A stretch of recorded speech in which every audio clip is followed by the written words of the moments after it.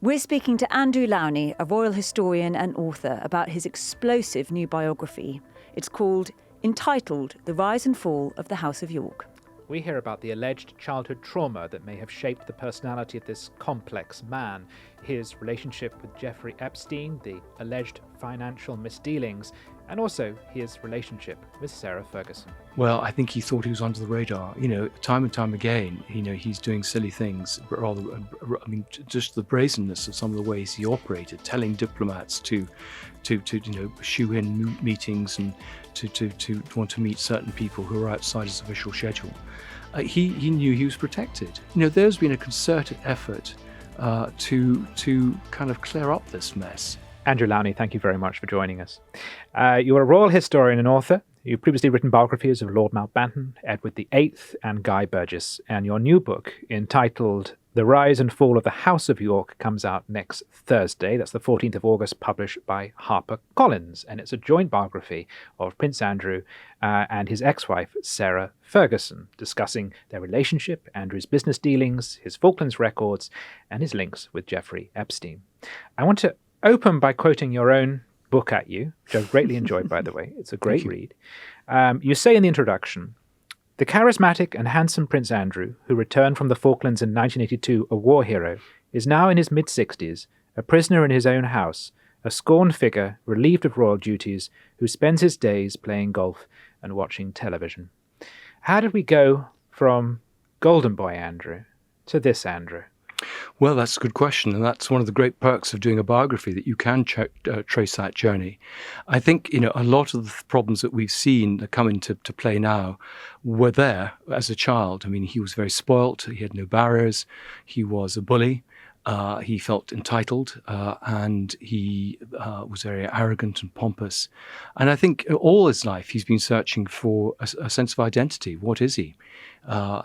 People argue, he was the spare, and that's very hard. But after all, Prince Edward and Princess Anne have managed to create roles themselves. So I think, there is a deeply flawed character there, but it's a very sad story. And it's had its ups and downs. The book is called The Rise and Fall. And certainly, for example, during the 1980s, he came back as a war hero. He was actually being muted as being put forward as the sort of future of the royal family, and beliefs that with Charles's marital problems, he might even be regent. So it's a huge fall from grace. But the signs were there. I mean, even talking to his school friends, and I've talked now to, I suppose, about 300 people, which I think is rare in a royal biography, many of them on the record. But talking to his contemporaries, they said this was an accident waiting to happen. And again, if you look at the story, time and time again, he's sort of given an opportunity, sent off to represent the Queen in LA, and then he turns sort of a paint thing on the journalists. He's constantly almost self-sabotaging himself. It's almost as if he has some sort of Tourette's syndrome. I mean, he's a fascinating study. Can I just ask you to explain exactly what happened there? Yes, this is a very interesting episode in the early 80s. Andrew is actually off on his first solo tour. He goes to LA. He's rather too exuberant with a paint gun, turns it on the journalists. He claims that his finger slips. He actually wrecks expensive camera equipment and clothes, and is forced to pay, very expensive compensation to the journalists. But as a result of that, he always had to have a sort of PR person with him after that. So even sort of 40 years ago, he couldn't quite be trusted not to do something slightly outrageous and difficult. And this is why there's this sort of self-sabotaging that seems to bedevil his whole life, that once he's given opportunities, he doesn't always rise to them. He kind of almost doesn't want to do them. And it's a really interesting episode. People said to me when I started this book, well, he's so boring, why would you do it? But actually, there's two parts to this book. One is the study of the marriage and the study of the two individuals and the way they've leveraged their royal position for personal financial gain. And the other is about the future of the monarchy and the relationship between the press and the monarchy, the very symbiotic relationship, and the way the royals have managed to curate the narrative through a mixture of carrot and stick. And I hope this will take us, in the way that when one writes about other subjects as a historian, you can actually begin to try and get to the truth rather than just rely on the hagiography. I have to say, having written about intelligence, it's a lot harder writing about the royals. So he was born in 1960. Yeah. His own mother, the late Queen, said that he could be a handful. Yes, baby grumpling. What was that? Baby grumpling. Baby grumpling, she described him as. And he was someone who wasn't used to people saying no to him. Is it fair to say he was somewhat like his father? Yes, there are interesting parallels, and that relationship is very interesting. I mean, he has modelled himself a bit on his father. His father is rather accusatory in terms of the way he deals with people, clearly very brusque, and clearly a sort of alpha male, and I think and very sporty. Both of them were very good cricketers. So there is a sense of following his father's footsteps. His father was there teaching how to shoot and sail, but I think Philip clearly was a much more sensitive figure, a more thoughtful figure than Andrew. I think the odd thing about Andrew is he's so different from his siblings, particularly Charles and Edward. And I suppose these things happen. But it's very odd that the Queen should have him as the favourite son, when I would have thought there were more obvious favourite sons. Why would she have been drawn to him rather than more sensitive Charles or a very sensible Anne? Well, I think that she felt protective of him. I think she felt he was probably the most vulnerable for her children. I mean, after all, he's the one, the others remarried or are married and are very happy. He has had a very difficult life. And actually, one of the most revealing comments he made was that his interest in photography, he saw himself as a loner. And I think one of the problems is that he was always separated from people for security reasons. So at school, he was in a separate house. In the Navy, he had a separate block. He didn't drink. So he went about and did his job, but he didn't. That's why he goes back and watches videos. He's not a huge party animal, contrary to actually what some people feel. And I think he felt betrayed sometimes by people leaking stories about him. And I think that's made him quite insular. But it's interesting, there are very few friends that he has. Sarah Ferguson has a huge group of friends who are very loyal. He doesn't seem to have that. So it is a very sad story. And what I find sad too is that time and time again, there could have been ways to stop some of these problems, and no one stepped in. I mean, the Navy felt that his parents rather abandoned him. And they actually took him in hand. There's a man called Tony Hogg, who was his career mentor in the Navy.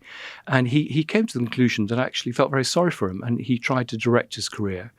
And when Andrew's focus, for example, in the Falklands, he rises to the occasion. The problem is he's very easily, shall we say, misled by people, and he has lots of people hanging around him who are not perhaps the most suitable people. He's greedy. He's always envied wealth, right back to his school days. And that, I think, has created a lot of the problems. But, for example, this is a book actually, to me, about financial corruption in the royal family. It's the Epstein and the sex stuff is sort of incidental. And he should never have been allowed to be special representative. Charles warned against it and tried to keep him in the Navy. People outside and in government warned against it. And yet they pushed this thing through, and it was like a sort of putting him in a sweetie shop. And there, of course, there was no proper supervision of him once he went in. No, the Foreign Office, didn't say it, said it wasn't them. The Department of Trade said it wasn't them. The Royal Household said it wasn't them. And so he kind of wandered around doing his own thing, turning up in the New York consulate with his ex-wife, caging sort of contacts from the consulate, making them set up events that they could see no point to. And the whole thing was a pointless exercise. The diplomats couldn't understand what the point of it was, often self-defeating and actually caused problems. He didn't really want to be there either. And of course, we as taxpayers were footing this huge bill for Air Miles Andy to gallivant around the world and slip in his golf and slip in meetings with rather dodgy businessmen and doing business on the side when he was meant to be promoting British trade. So, Andrew, could you give us a couple of examples of the most significant financial misdeeds that you saw? Yes, there are lots. I mean, there's a lot of the stuff only comes out from legal depositions. There's a famous case with a man called Selman Turk in the High Court in 2022, where Andrew was paid £750,000 for supposedly helping someone get a passport. In fact, the money is returned, but he's also paid another £350,000. Sarah Ferguson, they find, had £250,000, and no one would explain what this money was for. There were suggestions it was a wedding. The $750,000 was a wedding gift. We've had cases with Gate Ventures, which again popped up in the courts, which was an investment fund for the theatre, which was set up with Chinese investors. Ferguson took huge sums as a director. Money was loaned to her for her other businesses, and about several million pounds were basically squandered by Gate Ventures on things that had nothing to do with their business. We have the case of, which was in the papers, of Andrew taking a £3.5 million commission for introducing a Greek water company to doing business in Kazakhstan, organized by a Swiss finance house. In fact, the whole thing collapsed because of problems in Kazakhstan. But of course, he had this very close relationship with the president of Kazakhstan. His son-in-law was the man who bought Sunning Hill, his home, not just for £3 million more than the asking price, but actually about £8 million. The house was valued at about £6 million. It was on the market for 12 and sold for 15. There had been no other bidders, and it had been lying desolate for years. And so there are lots and lots of these occasions that have come out. And none of this, I mean, this stuff was being reported to the palace and to the politicians, and no one wanted to know. No one was doing anything about it. And I think that, people have some big questions to answer in both government and the palace. So he also has some surprising outgoings, which are difficult to account for how a man in his position with his official salaries or official pensions could possibly finance them. Yes, I mean, his wealth, of course, is very opaque. We're not allowed to see royal wills. They, as I say, hide their stuff under various nominee accounts, so we have no idea. I'm in favour of a royal register, so actually we see what these particularly non-working royals are doing and where they're putting the money, and the way there's a parliamentary register. But you're absolutely right. It's a real mystery. I believe he was left money under trust funds by the Queen Mother, by the Queen, but he has clearly been making a lot of money on the side, particularly in places like the Middle East and China. He has a 30-room royal lodge, am I correct, where he spent £7.5 million refurbishing, and has annual running costs of around £250,000. Yeah, absolutely, and huge staff. They had a ski chalet in Verbier, which was, I think, 14 million. Sarah Ferguson has just bought, having pleaded poverty, she's just actually bought 2 houses in Belgravia for 4 million, which are rented out, I think, for about £250,000 a year. So there's plenty of money coming in, and there's plenty of money there. So all these stories about Royal Lodge going to rack and ruin surprise me, because the money is there. But of course, they hate putting their hands in their pocket, these two. And so anything that comes as a freebie. And one of the extraordinary things that I show in the book is just the amount of number of times that she's taken to the High Court for not paying bills to lawyers, to PR people, not even to her hairdresser, and even members of staff running up bills, staff not being paid, and huge numbers of staff. I interviewed someone who was very close to her, and he had the story of when they were looking at the trying to cut back on her expenses. She had 17 members of staff, 3 drivers, cooks. Anyway, they went down the line. There was a woman just employed to wrap up presents. And then he came to a little Portuguese couple, and he said to him, "What do you do?" And he said, "Well, I go round and I pick up the dog poo." And then he said to the woman next to him, the man's wife, "What about you?" She said, "I help him." Who has the worst job in that relationship? I suspect it's her. I just want to tidy up one bit of the narrative then, because you're making Sarah and Andrew sound like the Imelda and Ferdinand Marcos of British royalty. How did those two meet in the mid-80s? You've explained, went to school, very selfish, overindulged, didn't quite know what to do with him, went to the army, had a good war record. Navy, yes. Mid-80s, meets Sarah Ferguson, marries her, and that was a big, big wedding. Why Sarah Ferguson? Well, I mean, they've actually been childhood friends. In fact, the first picture in the book is a picture of them at a polo match playing, when he's aged about 8. And of course, her father was the polo manager to Charles, so she was in royal circles, but they went their separate ways. He, in fact, was much closer to Diana. And that was the person that everyone thought he might marry. Really? And it was Diana who was friendly with Sarah Ferguson, who realised how unhappy Sarah Ferguson was with a relationship she had with a much older man called Paddy McNally she was living with. A very rich man who gave her a taste for the high life. And she tried to get Sarah in as a lady in waiting, and then introduced her to Ascot, this Royal Week at Ascot in the summer of 1985. And they kind of bonded over some profiterole and some very juvenile humour. And the thing took off. And she was clearly realised that Paddy McNally wasn't going to marry her. He was on the rebound from Coo Stark, known as Stalkers, because she kept appearing nude in various films and wasn't regarded as suitable. And they kind of just, it was a very strong physical attraction. They were drawn to each other. And I think they were just ready. But the sad thing was that they weren't allowed to live together in naval quarters. He then went away, of course, to sea quite a bit. She was left dealing with the palace, trying to run a job, felt kind of abandoned. She'd always had abandonment issues because her mother had left the family when she was a teenager to run off with an Argentinian polo player. And so the thing was kind of doomed from the start. And I think that's important because when it comes to understanding the royals and the kind of people they turn into, it is actually the structure of the firm that can shape people's behaviour and their relationships. They were not really allowed to have a normal marriage, they would say. I think she was one of the early victims, a bit like Diana. She wasn't seen to be that important. I mean, I think they're better later on at trying to bring people in, and, stories with Meghan Markle and others having people like Sophie Wessex sort of mentor her. But I don't think that happened then. And they're also quite headstrong people, impulsive, impetuous people. And I'm not sure that they really wanted, particularly Sarah Ferguson, wanted to fit into that mould. I mean, she'd been used to doing her own thing. She was a pretty wild chalet girl. There were a lot of stories about her. The royals were rather nervous about these stories getting out. But you're right, they were never really giving a chance. And whenever they raised these issues with the Queen, she kind of deflected them onto dogs and horses and much more important things. So, it is a sad story that if there'd been management, both in terms of his career and in terms of their marriage. And indeed, when the divorce came, or they were told to separate and then eventually divorce. What year was that, sorry? They separated in 92 and divorced in 96, having got married only in 86. It was the Queen who was fed up with basically Sarah's antics. She kept appearing in the press, doing strange things like having her toe sucked. And it didn't look very good for one the of the first news stories I remember. The Gulf War. Seminal. But you're right, Andrew, they got divorced in 1996. But they seem to have this incredible friendship now. They live together.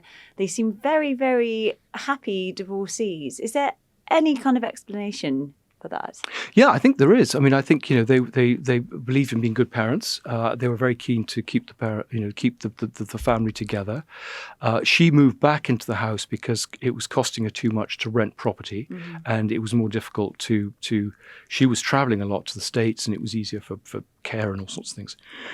So they were kind of thrown together. But also, you've got to remember that her whole sort of raison d'etre has been part of the royal family. She hangs as a limpet in there because without it, she's nothing. She couldn't do all her businesses and her Duchess selections and all the things that she does in QVC, in Royal Purple, etc., without being in the royal family. And both Philip and Elizabeth were very keen to get her out and for him to be able to establish another relationship. And they thought she was a bad influence on him. But you're right, they stuck together. There's sort of two of them against the world. She supports him now. He supported her. He certainly helped her with a lot of her debts, and I suspect she may be helping him, possibly, now.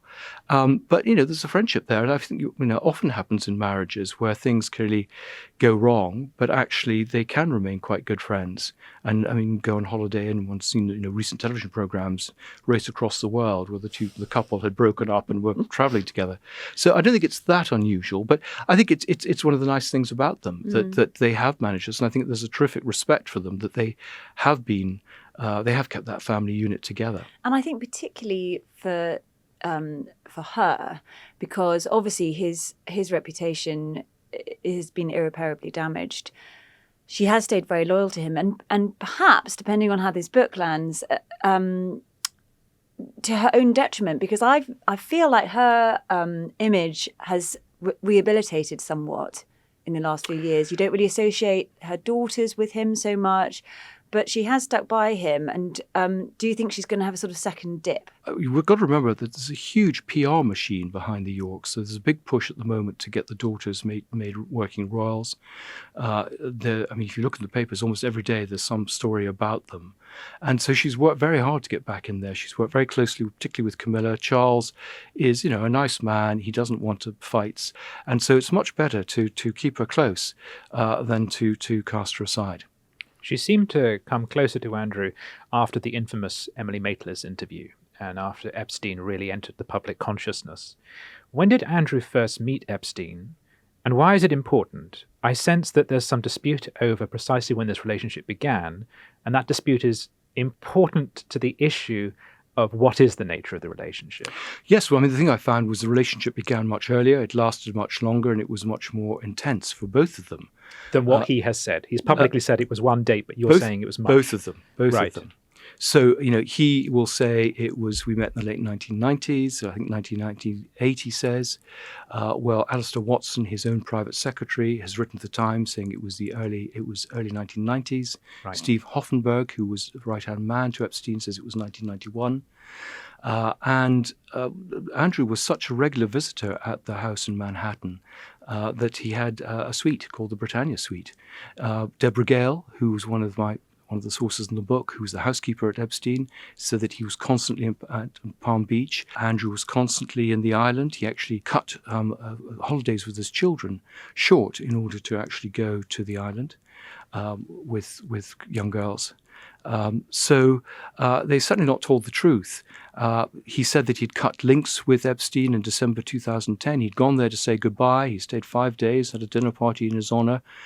He went there to try and get some more money for and this goodbye was at a point at which Epstein was very much disgraced. So absolutely, we should make that clear. This wasn't just saying goodbye to a friend who was in some difficult water. He spent 5 days with a man who was accused of very serious things. He'd come out of prison. He'd been in prison in 2008 to 2009. But he was a pretty broken figure. Well, I wouldn't say broken, but he was a pretty diminished figure, Epstein. And the extraordinary thing is that Andrew went there. We have, of course, those pictures of him saying goodbye to Catherine Keating in a very affectionate way. We have the Epstein setting him up with that walk in the park that Andrew kind of walked into, showing, look, I've still got Andrew on my side. But Andrew said that was the end, nothing more.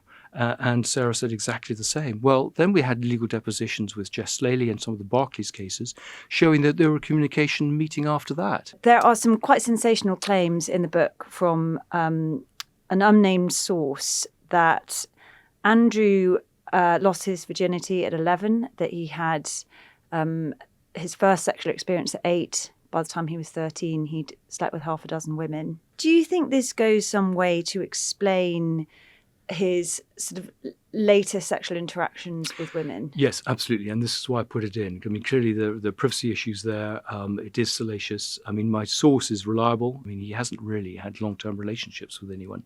And he has, a bit like Epstein, this need for instantaneous gratifications, moving through women and actually not really liking women. So we felt this was important, and it came up also when I did the Mountbatten book. Mountbatten, I had a chapter on his paedophilia. Everyone said, you've made this up. I had 2 witnesses, and I actually had an FBI file, and actually other witnesses have come forward since to back it up.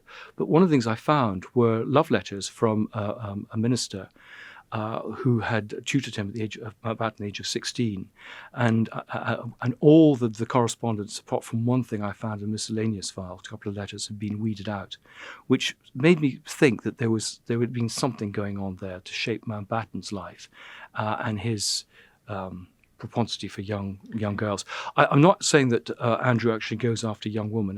I found no evidence to support that. Virginia Giuffre was 17. All the women that I've come across are in their 20s or older.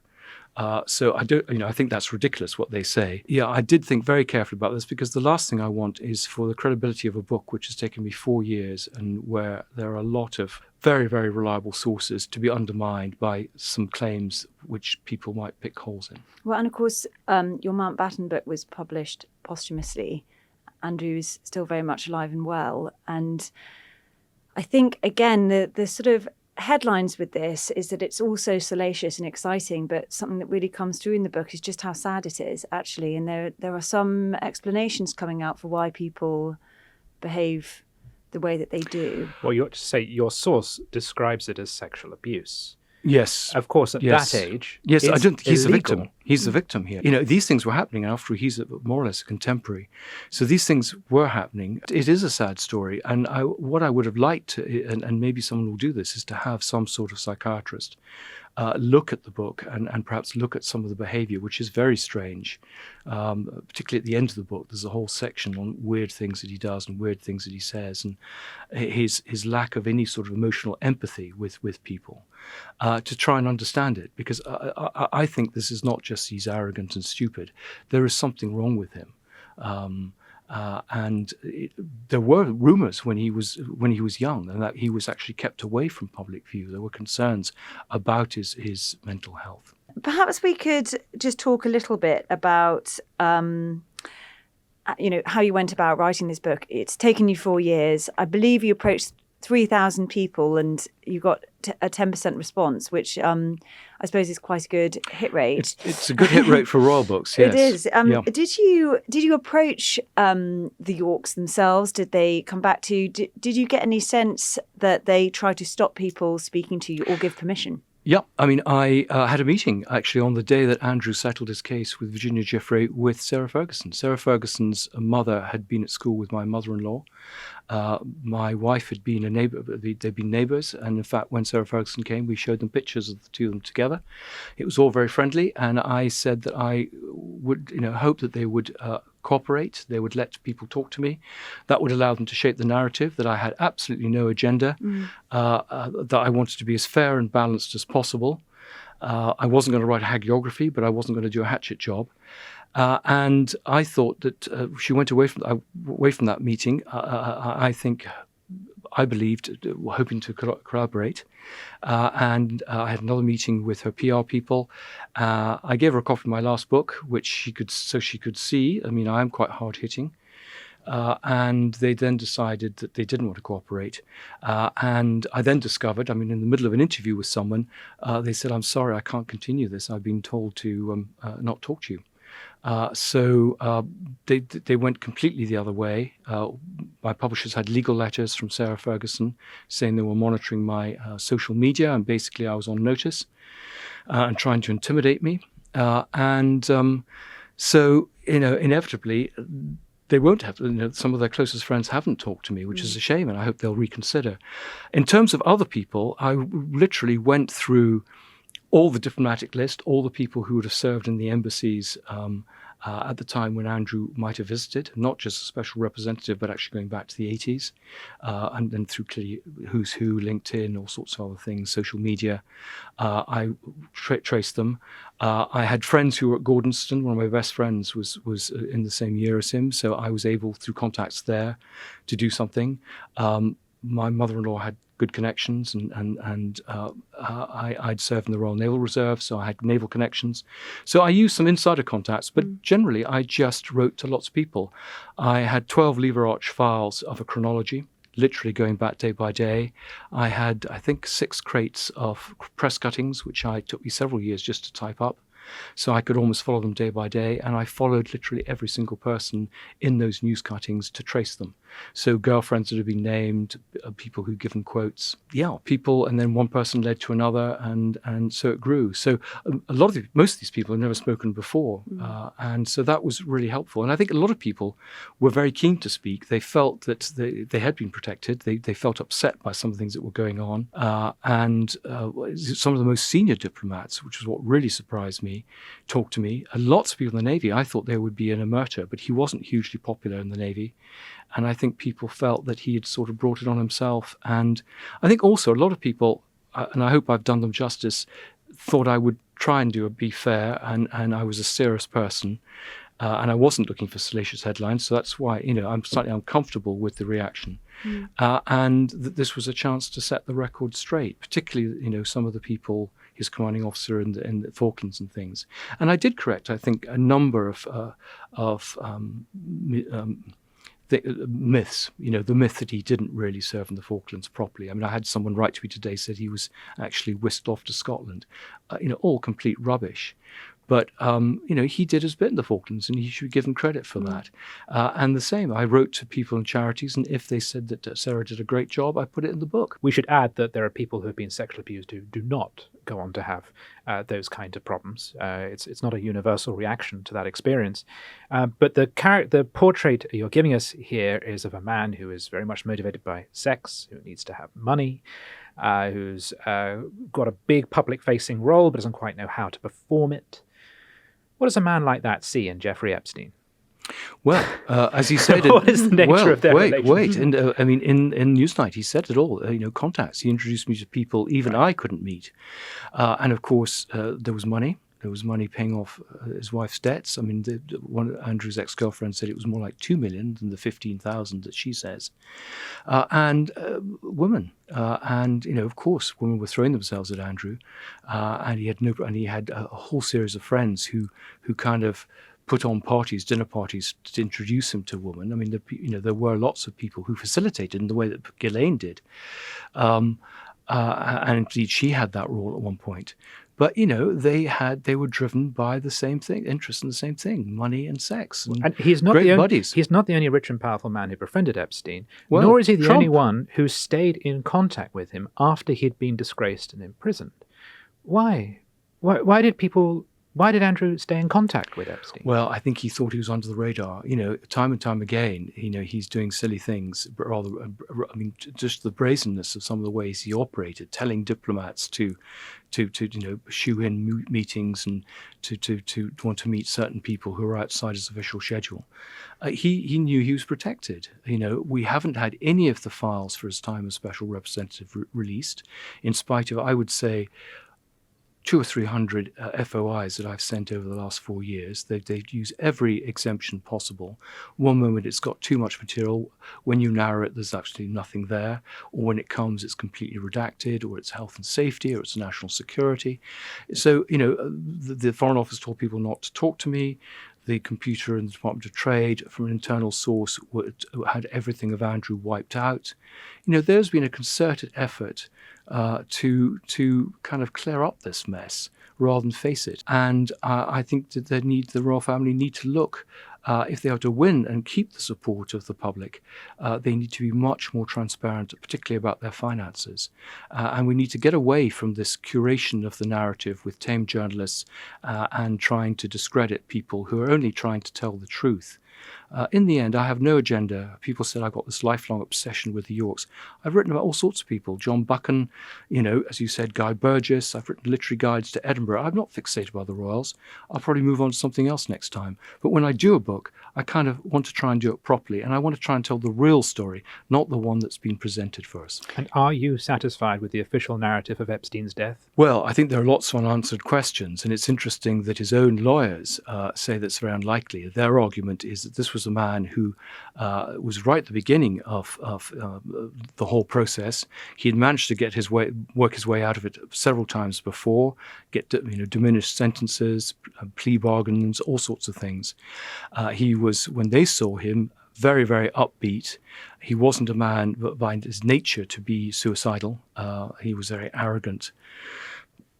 And even Epstein's brother has said that he didn't feel that he'd committed suicide. He actually commissioned a man called Michael Baden, who I know, who was a New York coroner who's done a lot of famous cases and showed that the death from the body, and the official autopsy was never released, but the one that he did showed that he said there were more signs of homicide than of strangulation than of suicide. And of course, the big question is, why was a man who was on suicide watch, why did he have his cellmate moved out the day before? Why did the cameras not work? Why did the two guards fall asleep at exactly the same time and not do the checks?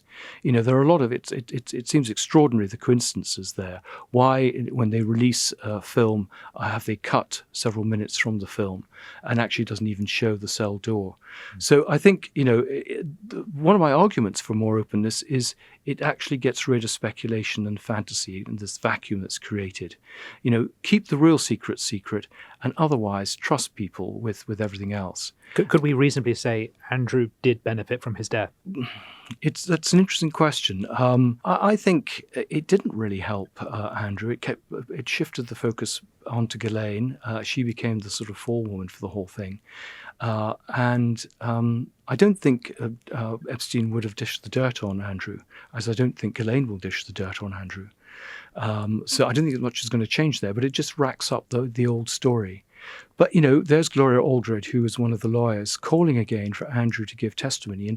And one of the, I think, depressing things of the book is the number of times that US officials asked Andrew just to give a statement, just to talk to them, because he was a witness to these events and might have suitable information. And he refused each time. He ran up to Balmoral, even when his daughter was about to have a baby, and hid there rather than actually be served the summons.